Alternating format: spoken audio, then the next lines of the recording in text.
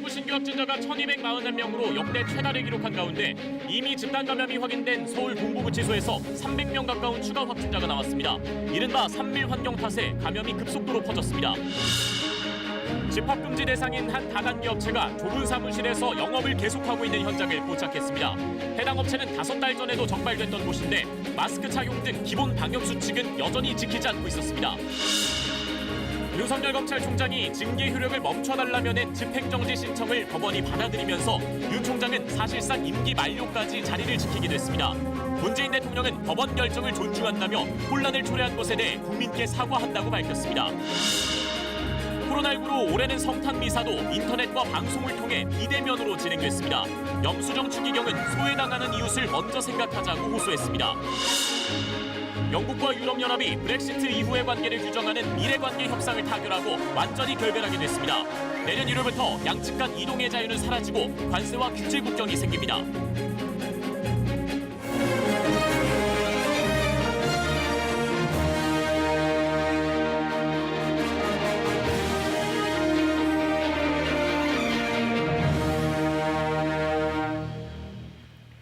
여러분 안녕하십니까?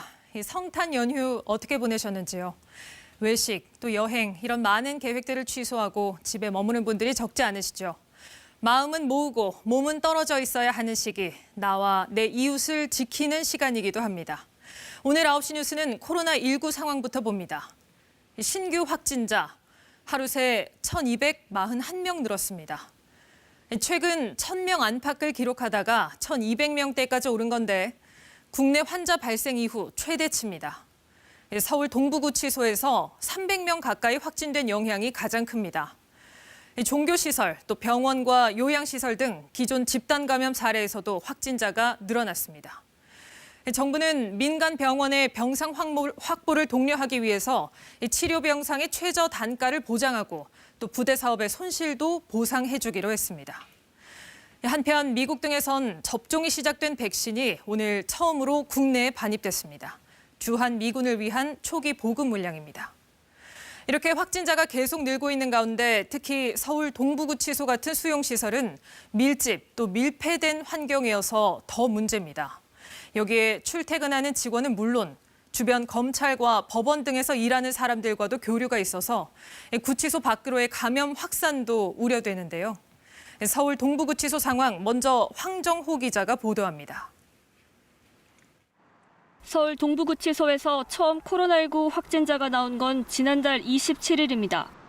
구치소 직원의 가족이 첫 확진 판정을 받았고 가족으로부터 감염된 직원, 이 직원과 접촉한 다른 동료 등으로 전파된 것으로 추정됩니다. 이달 16일까지 16명이 더 나왔습니다. 추가 감염이 우려돼 이달 18일 직원과 수용자 2,800여 명을 전수조사했더니 모두 187명이 확진 판정을 받았습니다. 닷새 뒤인 23일 1차에서 음성을 받은 직원 등을 대상으로 2차 검사가 진행됐고 이번에 추가로 확진자 297명이 한꺼번에 나온 겁니다. 수용자와 직원 등이 함께 생활하면서 밀접 접촉을 통해 감염이 확산된 것으로 추정됩니다. 지금까지 동부구치소 관련 확진자는 서울을 포함해 전국에서 모두 514명입니다. 수용자가 478명으로 가장 많고 직원 20명, 가족이나 지인 16명입니다. 확진자들은 경증이나 무증상이 많아 동부구치소 15개 동은 동일 집단 격리에 들어갔습니다. 코호트 격리 구간으로 설정하고 생활치료센터에 준하여 치료 관리하고 있습니다. 의료 인력도 9명을 지원하고 동부구치소 근처에는 문정동 법조타운과 검찰, 법원 시설까지 있고 서로 관련돼 있기 때문에 추가 감염 우려도 있습니다. 특히 서울 북부지법은 이달 16일부터 18일 동안 동부구치소 수용자 중 확진자 8명이 재판을 받은 사실이 확인돼 건물 방역과 함께 직원 등을 대상으로 검사를 진행합니다. KBS 뉴스 황정호입니다. 그렇다면 일주일도 안 돼서 확진자가 이렇게 급격히 늘어난 이유는 뭘까요? 방역당국은 서울 동부구치소가 아파트형 건물인데다 수용 밀도도 높다는 점을 지적했습니다. 오늘 교정시설 방역 대책이 새로 발표됐는데 추가 집단 감염을 막기엔 충분치 않다는 지적도 제기됐습니다. 보도에 이수민 기자입니다. 방역당국은 서울 동부구치소에서 집단 감염이 발생한 원인으로 가장 먼저 건물 형태를 꼽았습니다. 단층 건물인 다른 구치소들과는 달리 서울 동부구치소는 아파트형 건물입니다. 12층짜리 건물 5개 동으로 구성돼 있는데 건물이 다 인접해 있고 지하 통로를 통해 근처 검찰청과 법원으로 갈 수 있습니다. 또 야외 운동장이 없어 대부분 실내에서 단체 생활을 하고 층간 이동도 엘리베이터로만 가능해 감염 위험이 커질 수밖에 없습니다.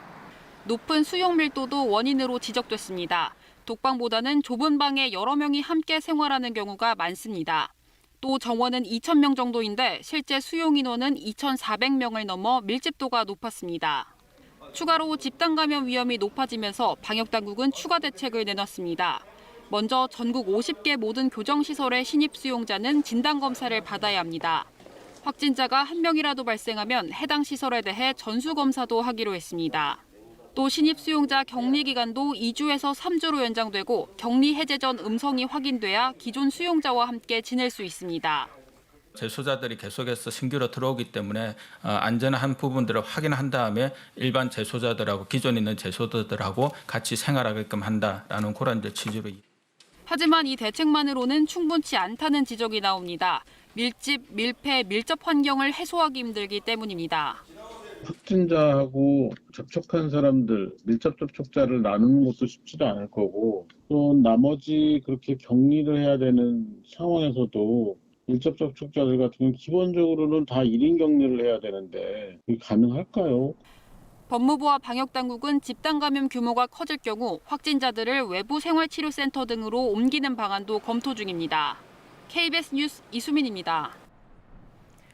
하루 새 확진자가 1,200명을 넘어서면서 사회적 거리 두기를 최고 수준인 3단계로 올릴지에도 다시 관심이 쏠립니다. 일단 확진자 수로만 보면 3단계 기준을 넘었는데 정부는 성탄 연휴 마지막 날인 모레 거리 두기 조정 여부를 결정합니다. 박대기 기자입니다. 성탄절 연휴 첫날이지만 서울광장 앞 임시 선별검사소엔 시민들이 발걸음이 이어졌습니다. 이곳을 포함한 수도권 임시선별검사소에선 어제 하루만 121명의 숨은 감염자를 찾아냈습니다. 14일 개소 이후 누적 확진자가 1,000명에 달했습니다. 최근 일주일간 하루 평균 신규 확진자는 1,000명을 넘어섰습니다. 단계 격상의 핵심 지표인 확진자 수만 따지면 거리두기 3단계 기준은 이미 충족한 상태. 고위험군인 60대 이상 확진자는 수도권에서만 하루 200명 이상 나왔습니다. 충청, 호남, 경남북에서도 하루 20-30명씩 꾸준히 늘고 있습니다. 정부는 오늘 확진자가 급증한 건 서울 동부구치소 집단 감염 등 일부 특수한 사정에 의한 일시적인 현상이라고 설명했습니다. 서울 동부구치소는 이미 방역망 내에서 관리가 되고 있는 그런 사항들이 있기 때문에 그런 부분들이 지역사회로 추가 전파가 되는 그런 부분은 아니다. 또 꾸준한 병실 확보 노력으로 수도권에 남아있는 중환자 병상은 40개, 전국은 100여 개가 바로 사용이 가능합니다. 하지만 의료계에선 코로나19 중환자 병상 확보 때문에 다른 질환 환자들의 치료가 뒤로 밀릴 수 있다고 우려합니다. 게다가 병상을 확보했다 해도 이를 운용할 의료 인력의 피로도는 이미 한계에 왔다고 지적합니다. 비코로나 환자들, 심혈관, 당뇨, 암 환자, 이식 환자 이런 환자들이 제때 치료를 못 받고 의료 난민이 되고 있고 3단계 올리느냐 마느냐 이런 탁상공론만 하고 있다. 현재 수도권 거리두기 2.5단계, 그 외 지역 2단계 적용 기한은 다음 주 월요일까지입니다. 여기에 5인 이상 사적 모임 금지, 겨울 스포츠 시설 운영 금지, 관광 명소 폐쇄 등 특별 대책도 시행 중입니다. 방역당국은 거리두기 단계 조정 여부를 연휴가 끝나는 모레 결정할 예정입니다. KBS 뉴스 박대기입니다. 집합 금지 대상인 서울의 한 다단계 회사에서 마스크도 제대로 쓰지 않은 판매원들을 사무실에 모아놓고 영업을 시키고 있는 현장이 포착됐습니다. 이 업체는 몇 달 전에도 집합 금지 명령을 어겨 고발 조치됐던 곳입니다. 신지수 기자가 취재했습니다. 수십 명이 좁은 사무실 안에 다닥다닥 모여 있습니다. 마스크를 턱에 걸치거나 아예 벗은 사람도 여럿 눈에 띕니다. 휴대전화를 파는 다단계 업체인데 직원들은 불안감이 큽니다. 마스크를 저 혼자 쓴다 해도 다른 사람들이 마스크를 쓰지도 않고 보통 10명 중에 7명은 안 지키죠.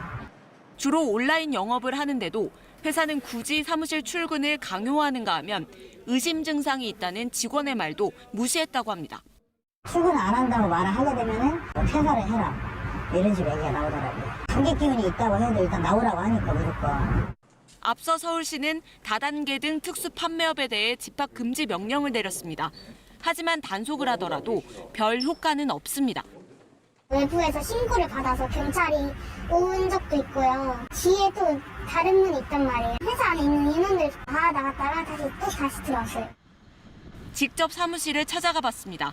출입문에는 10명 이상 입장 금지라고 적혀 있지만 내부에는 10명 넘는 사람들이 칸막이도 없는 테이블에 앉아 있습니다. 체온 측정이나 출입 명부 작성 등 아무런 방역 조치도 없습니다. QR코드 이런 거 안 해도 되나요? 저쪽에서 만드시면 될 거예요. 심지어 실내 흡연실이 있어 여러 명이 마스크를 벗고 담배를 피웁니다. 회사 측은 매일 이렇게 많은 사람들이 모이는 건 아니라고 해명합니다. 개통이 이런 주제까지 필요한 부분들만 한번 이렇게 가지러 오고 서류 쓰러 오고 또 스캔을 떠야 되니까 일 있는 사람은 잠깐 왔다 가고 이런 시스템이에요. 서울시는 이 업체가 5달 전에도 집합금지 명령을 어겨 고발한 적이 있다며 방역지침 위반 여부를 조사하겠다고 밝혔습니다. KBS 뉴스 신지수입니다. 영국에서 확산되고 있는 코로나19 변이 바이러스가 독일과 이탈리아 등에서도 확인되면서 유럽에 비상이 걸렸습니다. 파이자는 자사 백신이 변이 바이러스에도 효과가 있을 것이라고 주장했습니다. 류호성 기자의 보도입니다. 영국에서 코로나19 변이 바이러스가 확산하는 가운데 독일에서도 변이 바이러스 감염자가 나왔습니다. 지난 20일 영국을 다녀온 여성으로 공항에서 검사한 결과 영국에서 확산 중인 변이 바이러스에 감염된 것으로 드러났습니다. 이탈리아에서도 영국의 변이 바이러스에 감염된 환자가 확인됐습니다. 이 환자는 영국을 오간 사람과 접촉한 이력이 없어 이탈리아 당국이 감염 경로 파악에 주력하고 있습니다. 덴마크에선 변이 바이러스에 감염된 환자가 33명 나왔습니다. 덴마크 당국이 최근 한 달 동안 양성 판정을 받은 7,800명의 유전자 물질을 검사해 발견한 결과입니다. 하지만 전체 검사량의 13%만 분석된 상태라 감염자 수치는 더 늘어날 수 있습니다. 변이 바이러스의 확산세가 이어지자 덴마크와 프랑스 등 40개국 이상이 영국에서 오는 입국자를 막고 있습니다. 이런 가운데 코로나19 백신을 개발한 화이자가 자사 백신의 효력을 주장하고 나섰습니다. We are testing to see if this new strain is equally sensitive to our vaccine and also will be neutralized by our vaccine. So I am optimistic that we have. 보리스 존슨 영국 총리는 브리핑에서 크리스마스 이후 전국 봉쇄를 배제할 수 있느냐는 질문에 다음 달에 통제 불능의 사태로 확산하기 전에 지금 바이러스를 틀어 쥐어야 한다고 답했습니다. 현지 언론은 즉답을 피한 이 말이 전국 봉쇄 가능성을 열어둔 것으로 분석했습니다. KBS 뉴스 류서입니다. 다음 소식입니다. 법원이 어젯밤 윤석열 검찰총장에게 내려진 정직 2개월 징계의 효력을 정지시켰습니다. 이에 대해 문재인 대통령은 법원 결정을 존중한다며 혼란이 초래된 데 대해 사과한다고 밝혔습니다. 문 대통령은 그러면서 검찰 개혁을 다시 강조했습니다. 우수경 기자의 보도입니다. 청와대는 법원 결정 하루 만에 대통령 입장을 냈습니다. 법원 결정을 존중한다. 그리고 국민들에게 사과한다고 문재인 대통령은 전했습니다. 결과적으로 국민들께 불편과 혼란을 초래하게 된 것에 대해 인사권자로서 사과 말씀을 드린다고 했습니다. 검찰에도 반성을 요구했습니다. 특히 사찰 논란이 일지 않도록 하기 바란다고 했는데 법원도 부적절했다고 판단한 판사 사찰 의혹에 대한 지적입니다. 대통령 메시지는 법무부와 검찰이 관계를 회복하라는 주문으로 마무리됐습니다. 법무부와 검찰은 안정적인 협조 관계를 통해 검찰 개혁과 수사권 개혁 등의 후속 조치를 차질 없이 추진해 나가야 할 것이라고 당부했습니다. 청와대 관계자는 이번 메시지의 핵심은 수습과 안정이라고 설명했습니다. 추미애 윤석열 갈등에 더는 흔들릴 수 없고 국정을 안정시키겠다는 대통령의 의지가 담겼다는 겁니다. 코로나 방역 등으로 사실상 국난 상황인 점도 영향을 미친 것으로 보입니다. 문 대통령은 조만간 추미애 장관의 사표를 수리하고 내각과 청와대 개편을 통해 국면 전환을 꾀할 것으로 전망됩니다. 또 검찰 개혁 등의 후속 조치를 언급한 만큼 공수처 등 권력기관 개혁도 계속 추진할 것으로 예상됩니다. 대통령의 사과에 대해 민주당은 책임 있는 입장 표명이라고 반겼지만 국민의힘은 아전 인수식 사과로 국민은 혼란스럽다고 논평했습니다. KBS 뉴스 우수경입니다. 법원은 윤석열 총장 측이 주장한 집행 정지 요건을 인정했고 또 징계 절차에도 위법성이 있다고 지적했습니다. 재판부는 이례적으로 각각의 징계 사유에 대한 구체적인 판단도 내놨습니다. 최유경 기자가 법원의 판단 근거를 정리했습니다. 서울행정법원이 윤석열 검찰총장에 대한 정직 2개월 징계의 효력을 정지시킨 건 윤 총장 측 주장을 상당 부분 받아들였기 때문입니다. 우선 집행정지 요건인 윤 총장이 입을 회복하기 어려운 손해와 처분을 중단할 긴급한 필요를 인정했습니다. 반면 윤 총장 징계 효력이 정지되면 대통령의 인사권이 침해되고 국론 분열을 불러온다며 법무부가 내세웠던 공공복리 침해 주장은 받아들이지 않았습니다. 법원은 징계위원회의 절차에도 하자가 있다고 봤습니다. 윤 총장이 신청한 징계위원 기피 신청 의결에 위원 3명만 참여해 의결 정족수인 재적위원 7명의 과반에 못 미쳤고 이에 따른 기피 의결, 나아가 징계 의결도 무효라고 판단했습니다. 하지만 정한중 교수의 위원장 위촉과 심재철 검찰국장의 기피 의결 참여가 위법하다는 등의 윤 총장 측 주장은 받아들이지 않았습니다. 징계 사유에 대한 판단은 사안별로 엇갈렸습니다. 먼저 정치적 중립 위반은 타당하지 않다고 봤습니다. 우리 사회와 국민들을 위해 봉사하겠다는 말은 여러 의미로 해석될 수 있고 차기 대선 유력 후보로 꼽힌 게 윤 총장 책임은 아니라는 겁니다. 그러나 이른바 판사 사찰 논란을 부른 재판부 분석 문건에 대해서는 매우 부적절하다고 지적했습니다. 다만 취득 방법이나 사용처, 작성 목적 등을 따져볼 필요가 있다며 최종 판단은 유보했습니다. 채널A 사건에 대해선 감찰방해는 일부 인정되는 반면 수사방해는 일부 소명이 부족하다며 이 역시 추가 심리가 필요하다고 밝혔습니다. 재판부는 이런 점들을 종합하면 현 상황에서는 징계 효력을 멈추는 게 맞다고 판단했습니다. 이번 법원 결정으로 윤 총장은 내년 7월까지인 임기를 모두 채울 가능성이 높아졌습니다. KBS 뉴스 최유경입니다. 이렇게 법원 결정으로 직무에 복귀한 윤석열 검찰총장은 정직 8회 만인 오늘 대검찰청에 출근했습니다. 검찰의 주요 현안 수사에 속도가 붙을 거란 전망이 나오는데 법무부는 법원 결정에 대해 아무 입장을 내지 않았습니다. 이어서 이승재 기자입니다. 윤석열 검찰총장은 오늘 낮 12시쯤 관용차를 타고 대검찰청으로 출근했습니다. 지난 1일 1차 업무 복귀 때와는 달리 취재진 앞에 모습을 드러내지 않은 채 곧바로 주차장으로 들어갔습니다. 앞서 어젯밤 법원 결정이 나온 직후에는 헌법 정신과 법치주의, 상식을 지키기 위해 최선을 다하겠다는 입장을 냈습니다. 정직 9일 만에 복귀한 윤 총장은 동부구치소 집단 감염 등과 관련해 코로나19 관련 대책회의를 주재했습니다. 중대 범죄 사건을 우선 수사하되 소환 조사는 최대한 줄이고 검찰청별로 일일 소환자 수를 조절하라고 지시했습니다.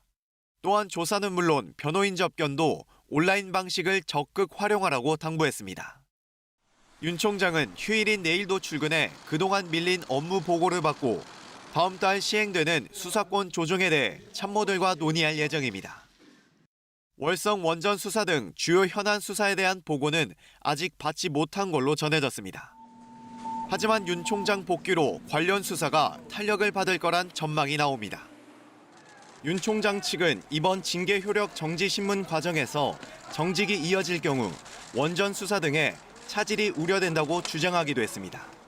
한편 법무부는 법원 결정 이후 오늘까지 아무런 입장을 내지 않았습니다. 다만 법무부 측 법률 대리인을 맡았던 이옥형 변호사는 개인 견해를 전제로 법원이 기피 신청 의결 절차를 문제 삼은 것은 쉽게 수긍이 안 간다고 말했습니다. KBS 뉴스 이승재입니다. 초유의 검찰총장 징계 사태는 윤석열 총장의 판정승으로 일단락되는 분위기입니다. 자, 이번 사태의 여파가 어디까지 이어질지 법조팀 이재희 기자와 자세히 알아봅니다. 자, 이 기자, 지금 윤 총장에 대한 징계는 그러면 사실상 무산됐다고 봐도 되는 걸까요? 네, 어제 법원 결정에서 눈여겨볼 부분이 바로 집행정지 시한입니다. 그 윤 총장에 대한 정직 2개월 징계 효력을 윤 총장이 제기한 징계 취소 소송 판결 뒤 30일까지 멈춘다라고 판시를 했거든요. 그런데 윤 총장의 임기 만료 시점 내년 7월까지입니다. 네, 문제는 그때까지 징계 취소 소송 1심 결과가 나올지 확실하지 않다는 겁니다. 이 징계 취소 소송에 대해서 법원에서 법무부에 손을 들어줘서 징계를 인정한다 하더라도 만약에 윤 총장이 총장직에서 내려오는 7월 뒤에 판결이 나온다면 아무런 의미가 없는 거잖아요. 그래서 이번 결정으로 징계는 사실상 무산됐다 이렇게 봐도 될 것 같습니다. 그렇군요. 앞서서 법무부 감찰위원회도 그렇고 그 윤 총장의 징계 절차가 부당하다는 그런 판단이 나왔지만 법무부는 그래도 징계를 강행하겠다는 입장을 냈었잖아요. 이번에도 그렇게 하겠습니까? 네, 말씀하신 대로 법무부 감찰위원회 그리고 직무배제의 효력 정지 여부를 심리했던 행정법원까지 윤 총장 징계에 절차적 문제가 있다라고 지적을 했었죠. 하지만 법무부는 줄곧 적법 절차에 따라서 진행을 해왔다고 주장을 해왔고요. 특히 법원이 직무배제 효력을 정지시켰을 때에는 즉시 항고까지 했었거든요. 그러다 보니 이번에도 법무부가 즉시 항고를 하거나 다시 징계위원회를 소집해 윤 총장에 대한 징계 논의를 다시 할 수 있다. 이런 관측도 일부 나왔습니다. 하지만 즉시 항고의 경우에는 결과가 언제 나올지 불투명하고 또 법원이 이를 받아들일 가능성도 높지가 않습니다. 또 재징계 의결 또한 상당한 정치적 부담을 져야 하거든요. 그래서 법무부로서는 선택하기 힘든 카드로 보이고요. 따라서 법무부가 이번 결정에 불복할 현실적인 방안은 별로 없어 보입니다. 네, 이번 징계를 추미애 법무부 장관이 주도를 했잖아요. 이제 추 장관의 입지가 상당히 좁아질 걸로 보이는데 어떻게 봅니까? 네, 휴일인 오늘과 내일 출근을 하는 등 공개 행보를 이어나가고 있는 윤 총장과는 달리 추미애 법무부 장관 지금 이틀째 침묵을 지키고 있습니다. 검찰 안팎에서는 추 장관이 무리한 징계를 추진했다. 또 징계를 강행하는 과정에서 검찰 고위 간부들은 물론 일선 검사들까지 집단 반발하는 등 잡음이 일었잖아요. 그래서 어떤 형태로든 추 장관이 책임을 져야 한다 이런 목소리가 나오고 있어요. 물론 추 장관은 이미 지난 16일에 윤 총장에 대한 징계를 문재인 대통령에게 제청하는 과정에서 사의를 표명한 상태고요. 다만 변수는 다음 달에 예정된 검찰 정기 인사입니다. 만약에 추 장관이 이 인사까지 하고 사임하겠다라고 할 경우에 이 징계의 주도권을 인사의 주도권을 놓고서 윤 총장과의 갈등이 다시 한번 불거질 수도 있을 것 같습니다. 그렇군요. 자, 법원이 그렇다고 징계 혐의에 대해서 모두 윤 총장의 손을 들어준 건 아니죠? 네, 이번 결정이 윤 총장에 대해서 100% 면죄부를 줬다 이렇게 말을 할 수는 없습니다. 법원 결정을 들여다보면 윤 총장에게 부담이 될 수 있는 부분들이 보이거든요. 대표적인 게 이른바 판사 사찰 논란을 불러일으킨 재판부 분석 문건에 대한 판단입니다. 법원은 이 문건이 악용될 위험성이 있다면서 작성 그리고 배포가 매우 부적절하다. 그리고 앞으로 만들어져서는 안 된다고 지적을 했습니다. 또 채널A 사건 감찰 방해 의혹에 대해서도 어느 정도는 소명이 된다라고 언급을 한 상태입니다. 이런 점들은 앞으로 징계 취소 소송에서 윤 총장에게 불리하게 작용될 수도 있을 것으로 보입니다. 네, 이재희 기자 수고했습니다. 군 당국이 올해 하반기 독도 방어 훈련을 지난 4일 비공개로 실시한 것으로 확인됐습니다. 이번 훈련은 해군과 해경 함정, 항공기가 동원됐지만 상륙 부대인 해병대는 참가하지 않았습니다. 군 관계자는 코로나19 상황을 고려해 해상 위주로만 훈련을 실시했다고 밝혔습니다. 훈련 규모가 상반기 훈련 때보다 축소된 것은 한일 관계 개선에 공을 들이고 있는 정부가 일본의 반발을 의식했기 때문으로도 해석됩니다. 아기 예수의 탄생을 축하하는 성탄 미사가 사상 처음으로 방송과 인터넷을 통해 비대면으로 진행됐습니다. 차분한 분위기 속에 희생과 사랑으로 코로나19를 이겨내자는 메시지를 함께 나눴습니다. 김경진 기자입니다. 아기 예수를 말구유 안에 놓는 구유 예절에 이어 자정을 알리는 종소리와 함께 미사가 시작됩니다. 아기 예수의 탄생을 축하하는 성가가 텅 빈 명동성당을 가득 채웁니다. 사상 처음으로 비대면 성탄 미사를 집전한 염수정 추기경. 코로나19 장기화로 고통받는 우리 주변의 이웃을 먼저 생각하자고 당부했습니다. 소외받고 가난한 사람들에게 더 많은 관심과 형제적 사랑을 가져야 할 때라고 생각합니다. 지금 이 순간에도 코로나19와 싸우고 있을 의료진에게도 감사의 마음을 전했습니다. 의료진과 봉사자들에게 하느님의 특별한 은총이 함께 하시기를 빕니다.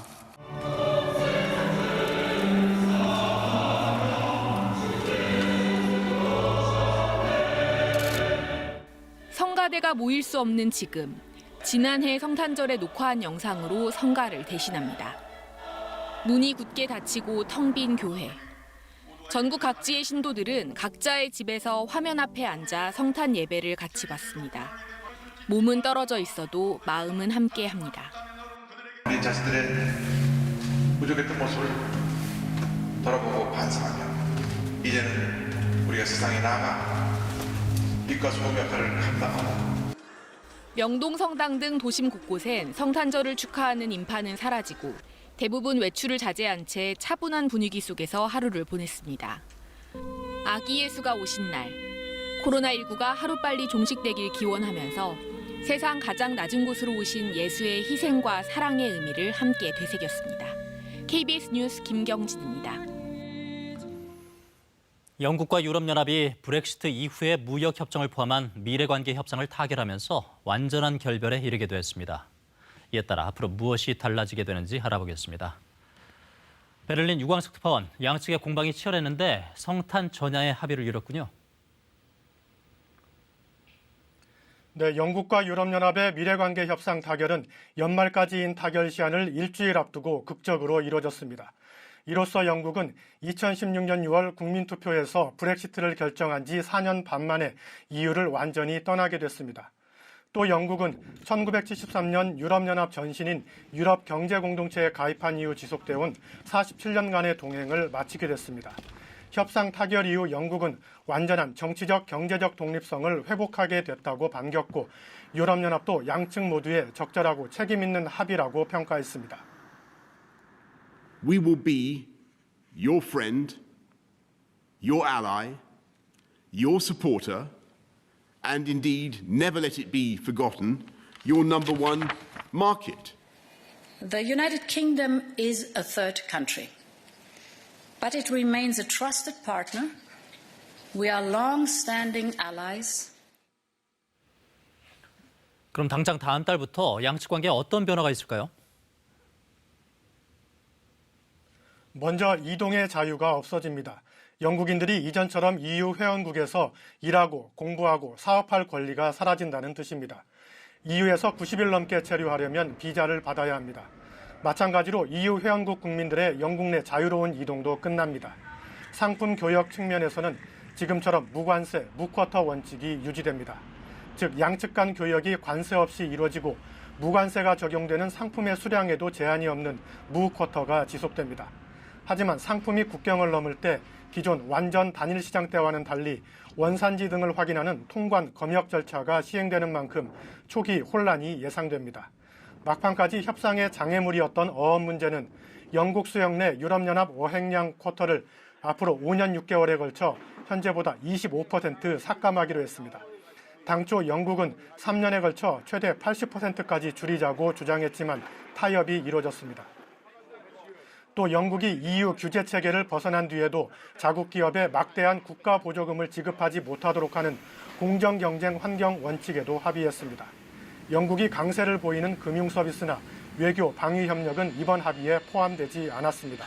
지금까지 베를린에서 전해드렸습니다. 코로나19 양성 여부를 30분 만에 알 수 있는 신속 항원 검사가 현재 수도권 임시 선별 검사소에 도입돼 있습니다. 그런데 실제 검사 건수는 전체의 2%밖에 안 된다고 합니다. 기존 검사와 달리 정확도가 떨어지기 때문인데 김세희 기자가 취재했습니다. 임시 선별검사소에서 도입한 신속 항원 검사의 최대 장점은 빠르다는 겁니다. 진단 결과가 나올 때까지 6시간 넘게 걸리는 기존 PCR 검사와 달리 30분이면 결과가 나옵니다. 그런데 이용률은 2% 정도에 불과합니다. 현장에서 신속 항원 검사를 받기가 쉽지 않기 때문입니다. 소강원 검사를 해준다고는 하는데 지자체마다 딱 한 가지로 PCR 검사로 제한하는 곳이 많아요. 정확도가 떨어져서요. 100명 중 10명 정도는 양성을 음성으로 잘못 진단할 수 있고 어차피 양성이 나오면 PCR 검사를 한 번 더 해야 해 보조수단일 뿐이라는 게 방역당국의 설명입니다. 이런 특성 때문에 임시선별검사소에 도입하는 건 애초부터 맞지 않는다는 지적이 많습니다. 검사에 한계가 지금 있는 것도 아니고 접근성에 문제가 있는 것도 아니고 그렇다면 정확도가 높고 가능한 방법으로 하는 게 바람직하다. 대신 가정용으로 도입하면 유용할 수 있다는 주장도 있습니다. 자주 검사를 할 수 있습니다. 특히 노약자나 어린이들 또 임산부들 같은 경우에는 검사를 집에서 하게 되면 바로 진단이 돼서 가족 간의 감염을 차단할 수 있고요. 하지만 일반인이 코 속에서 검체를 채취할 경우 정확도가 떨어지는 게 문제입니다. 의료 현장에 혼란도 부추길 수 있습니다.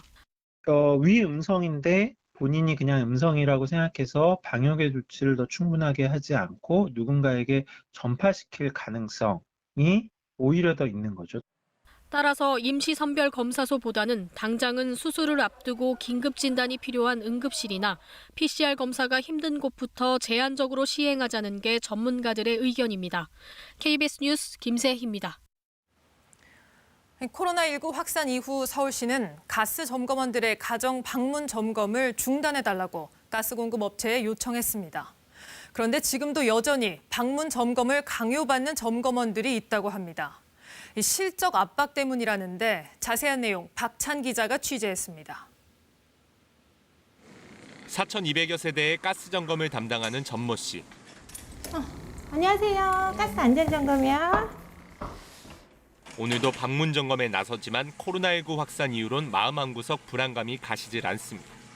여러 집을 방문하다 보니 자신이 코로나19에 감염될까 혹은 전파자가 될 수 있다는 걱정 때문입니다. 심지어 자가격리자가 있는 집을 방문한 적도 있습니다. 자가격리합니다라고 표현을 해주셔야지 저희도 아는 거죠. 그때는 저도 너무 당황스럽긴 한데 그렇다고 막 뛰쳐나올 수도 없고 고객이 계신데. 이 때문에 이달 초 수도권에 거리두기 2.5단계가 적용되면서 서울시는 방문 점검을 중단하라는 공문을 가스 공급사들에 내려보냈습니다. 하지만 전 씨의 경우처럼 일부 공급사와 계약을 맺은 고객센터에서는 이 지침을 무시한 채 방문 점검을 고수하고 있습니다. 이유는 실적 때문입니다. 가스 공급사는 수십여 개의 고객센터와 각각 계약을 맺고 점검 업무를 맡깁니다. 그런데 방문 점검 실적을 따져 고객센터에 성과급을 지급하고 이듬해 계약에도 반영합니다. 그러다 보니 일부 고객센터에서는 서울시 공문에도 불구하고 방문 점검을 강요하고 있는 겁니다. 실적 그 자체로만 평가하기 때문에 저희가 무조건 점검 개수 올리는 데에만 지금 열중하고 있습니다.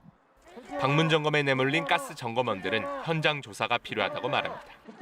멈추고 있는지를 제대로 현장에서 이루어지고 있는지를 공급사 그리고 서울시청 관계자에서 책임을 져야 되는 거죠. 서울시는 방문 점검 중지 권고가 지켜지지 않는 부분과 관련해 현장 조사를 실시할지를 검토 중입니다. KBS 뉴스 박찬입니다. 국내에서 코로나19 첫 확진자가 나온 지 어느덧 11개월입니다. 올해 내내 방역 또 치료를 위해서 구슬땀을 흘린 분들이 정말 많죠. 이 헌신과 노고에 보답하는 아주 특별한 시상식을 KBS가 준비했습니다. 방역 최전선의 영웅들을 김석 기자가 소개합니다. 하루 확진자 900명을 넘어 심각한 위기 상황으로 치달았던 대구 경북 지역 1차 대유행. 연일 쏟아지는 환자들을 돌보기 위해 국내에서 처음 코로나 전담병원으로 지정된 대구의료원 간호사들에겐 하루하루가 일찍이 경험해보지 못한 혹독한 시련이자 도전의 연속이었습니다.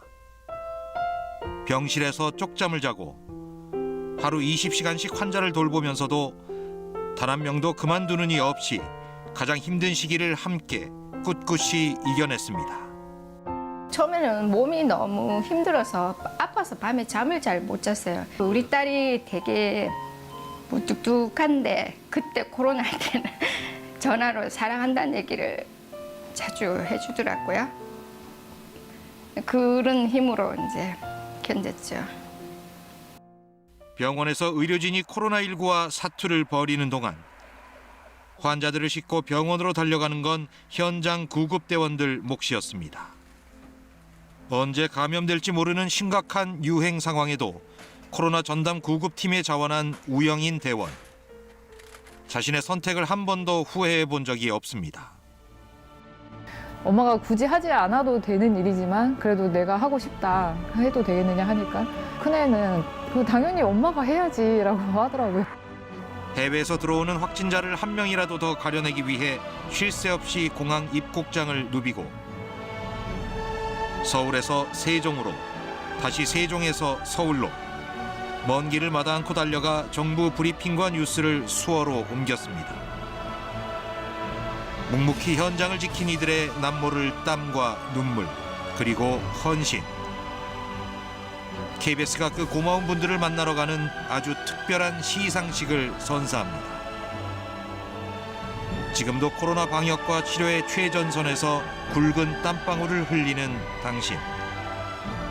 그런 당신이 바로 진짜 영웅입니다.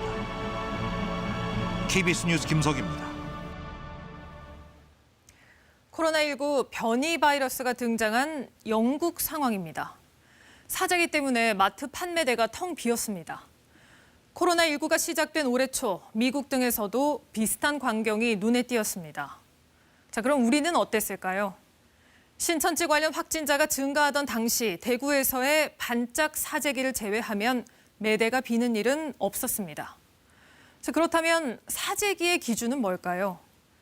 명확하게 가릴 수는 없지만 업계에서는 휴지와 생수처럼 사실상 유통기한이 없는 생필품 매출이 갑자기 크게 늘거나 혹은 늘어난 수요를 못 따라가서 일주일 가까이 공급이 제대로 안 될 때를 말합니다. 자, 앞서 정부가 거리두기 3단계 상향을 검토 중이라고 전해드렸는데 시장에 사재기 조짐은 없는지 우정화 기자가 돌아봤습니다.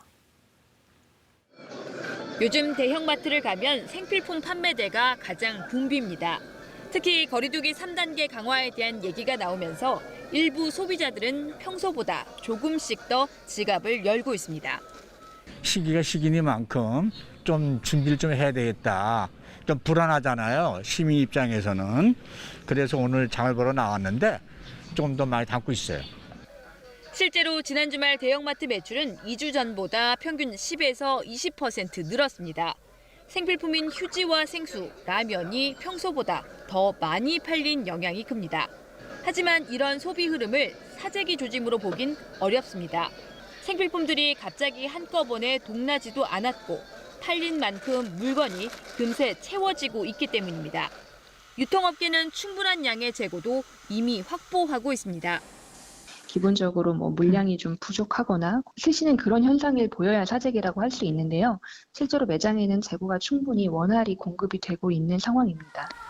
여기에 언제 어디서든 생필품을 살 수 있다는 신뢰도 쌓여 있습니다. 인터넷에서도 시킬 수 있고 주변에 마트가 가까이 작은 마트가 있어서 사재기 할 필요는 없다고 생각해서. 온라인 판매에서도 생필품 주문은 다소 늘었지만 불안감 영향보다는 재택근무 등으로 인한 집밥 수요가 늘었기 때문인 것으로 유통업계는 보고 있습니다. KBS 뉴스 우정화입니다.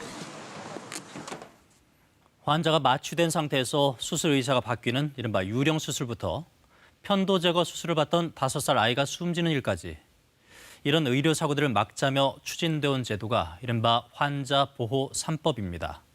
21대 국회에서만 관련 법안이 9건이나 발의됐습니다. 하지만 여당과 야당, 정부까지 모두 논의가 더 필요하다는 이유로 시간을 끌고 있어 이번 임시국회 내 국회 통과는 사실상 불가능해졌습니다. 신임 보건복지부 장관은 인사청문회에서 환자 보호 3법에 대해 이렇게 답했습니다. 국회 입법이 있는 걸로 알고 있고요. 그 입법 과정에서 적극적으로 참여를 하도록 하겠습니다. 입법 과정에 적극 참여하겠다. 하지만 이 약속은 이번이 처음이 아닙니다. 환자 보호법 추진에 적극 참여하겠다고 한 복지부가 과연 얼마나 적극적이었는지 김성수 기자가 취재했습니다. 복지부가 환자보호 3법에 적극 참여하겠다는 표현을 쓴 건 지난 9월에도 있었습니다. 청와대 국민청원에 대한 답변인데 복지부가 환자보호 3법에 적극적인 입장인 것으로 해석됐습니다. 정부에서도 입법을 위한 논의 과정에 적극적으로 참여하여 답변 2달 전 복지부는 수술실 CCTV에 대한 현황 파악도 못하고 있었습니다. 조금 더 실태 파악을 해서 그러니까 실태 파악이요. 이게 전수조사나 아주 광범위한 샘플 조사를 좀 해주시기. 국민청원 답변 뒤엔 법안 통과에 적극적이었을까? 국회에는 복지부의 입장은 수술실 CCTV 의무화를 바로 규정하는 데는 부작용과 갈등이 있다며 우선 자율 설치부터 시작했으면 한다는 것입니다. 복지부는 그러나 현재 자율 설치된 수술실 CCTV를 어떻게 운영하라는 규정도 만들지 않은 상태입니다. 운영 규정도 없는 자율 설치는 의료사고 피해자에게는 도움이 되지 않습니다. 피해자 입장에서는 달라질 게 하나도 없습니다. 사고가 났을 때 영상에 제공을 한다는 그 제공의 의무가 없기 때문에 제공하지 않으면 그뿐이에요. 범죄를 저지른 의료인의 면허를 박탈하는 법안에 대해서도 복지부는 대상 범죄의 범위에 대해 논의가 더 필요하다는 입장을 반복하고 있습니다. 그 사이 법안 논의는 공전됐습니다. 결국 복지부의 적극 참여는 의료계와 환자단체의 의견 절충이 필요하다는 기존 입장의 되풀이였습니다. KBS 뉴스 김성수입니다. 그렇다면 국회는 환자보호 3법 추진에 어떻게 임했을까요? 의원들 역시 표면적으로는 공감한다고 말하지만 상임위 논의 과정을 보면 조금 다릅니다. 환자보호 3법에 관한 국회의 움직임은 박진수 기자가 살펴봤습니다. 환자보호 3법은 국회 보건복지위원회 제1법안소위 소관입니다. 21대 국회 들어 제1소위가 열린 것은 지금까지 단 3번, 회의 시간으로 따지면 모두 합해 11시간입니다. 지난달 26일 회의를 끝으로 단 한 차례도 열리지 않았고 앞으로의 일정도 정해진 게 없습니다. 복지위 민주당 의원들은 국민의힘이 일부러 회의를 열지 않는다고 주장하고 있습니다. 정말 국민들께 얼굴을 들 수가 없습니다. 우리 국민들이 간절히 원하는 법들이 왜 국회에서 법안소에서 쌓여 있어야만 합니까? 이에 대해 국민의힘은 장관 후보자 인사청문회로 미뤄졌을 뿐 언제든 논의할 수 있다는 입장입니다. 들어가네. 상반된 구성이 있기 때문에 합의가 안 되는 거 아니에요? 저 의석을 정돈해 주시기 바랍니다. 아니 위원장이 이런 거 할 수 있나? 아니 소위원장이 그 정도 권한 없어요? 다만 공청회와 현장 답사 등을 통해 신중하게 검토하겠다는 쪽입니다. 여기에 의사나 약사 출신 일부 의원들의 경우에는 당적에 관계없이 환자보호 3법에 소극적인 상황입니다. 지난 19대와 20대 국회에서도 비슷한 내용의 환자보호 3법이 발의됐지만 폭넓은 의견 수렴이 필요하다는 논의만 거듭하다 임기 만료 폐기된 바 있습니다. 한 여론조사에 따르면 의료인 면허관리 강화와 CCTV 설치 의무화에 국민 10명 중 9명이 찬성 입장을 보였습니다. KBS 뉴스 박진수입니다. 소나 돼지, 달개, 세포를 키워 만드는 고기를 배양육이라고 하는데요. 이 배양육이 실제 식탁에 오르는 시대도 머지 않았습니다.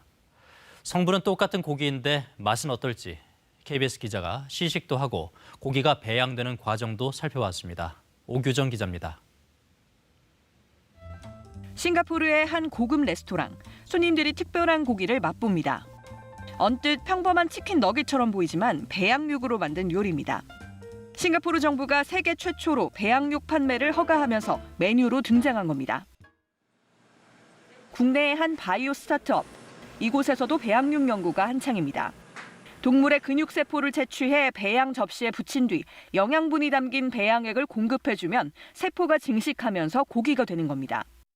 이때 콩단백으로 만든 3D 지지체에 심어 동물의 몸에서 자랄 때와 비슷한 환경도 만들어줍니다.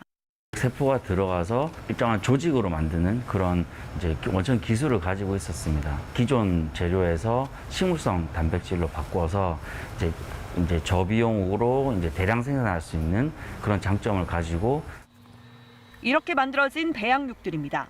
연한 색깔의 특별한 형태 없이 실험 접시에 담겨 있어 겉보기만으론 실제 고기와는 달라 보입니다. 중요한 건 맛이겠죠. 어떤 세포를 배양하느냐에 따라서 맛도 달라진다는데 소 배양육과 닭 배양육의 맛을 한번 비교해 보겠습니다.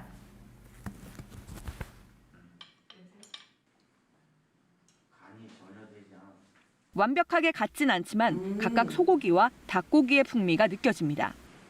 근육 조직이나 지방 조직을 만들어서 배양육을 지금 만들고 있기 때문에 실제 고기와 맛과 향이 매우 비슷하다고 그렇게 말씀드릴 수 있습니다. 문제는 비싼 가격입니다. 현재의 배양육은 100g 10만 원 수준, 이를 3천 원 아래로 떨어뜨리는 게 업계의 목표입니다. 가격을 해결한다 해도 실험실에서 만들어진 고기에 대한 불안감과 안전성에 대한 우려는 여전히 풀어야 할 숙제입니다. KBS 뉴스 오규정입니다. 크리스마스에 어울리는 훈훈한 소식입니다. 추운 겨울에 쉴 공간도 없이 일하는 경비원과 미화원들을 위해 아파트 주민들이 마음을 모아 휴식 공간을 만든 곳이 있습니다. 김용덕 기자가 다녀왔습니다. 아파트 지하 한쪽에 마련된 휴게실. 쌀쌀한 날씨에 일하는 미화원들이 잠시나마 쉴 수 있는 공간입니다. 작은 주방과 냉장고, 몸을 늘 수 있는 방에 샤워실도 있습니다.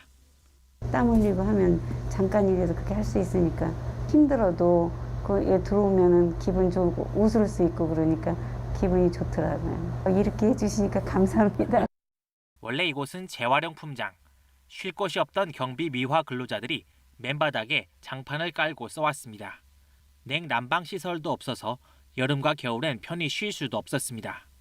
물이 흐르는 소리, 그다음에 무슨 석고나 그 페인트 그런 냄새, 분리도 안 됐던 걸로 알고 있고 어지간히 둔한 사람이 아니면 이제 쉴 수가 없는. 뒤늦게 열악한 환경을 알고 주민 대표들이 움직인 건 지난 여름.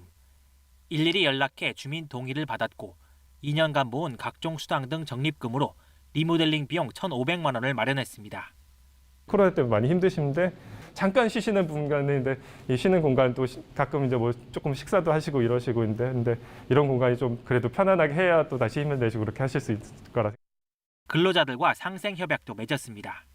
작은 실천이 널리 퍼져나갔으면 하는 소망입니다. 저도 노동자인데 저도 제가 만약 가는 데 가서 이제 편하게 쉴 수 없고 저도 좀 많이 자괴감 들 것 같은 똑같은 그런 마음이죠.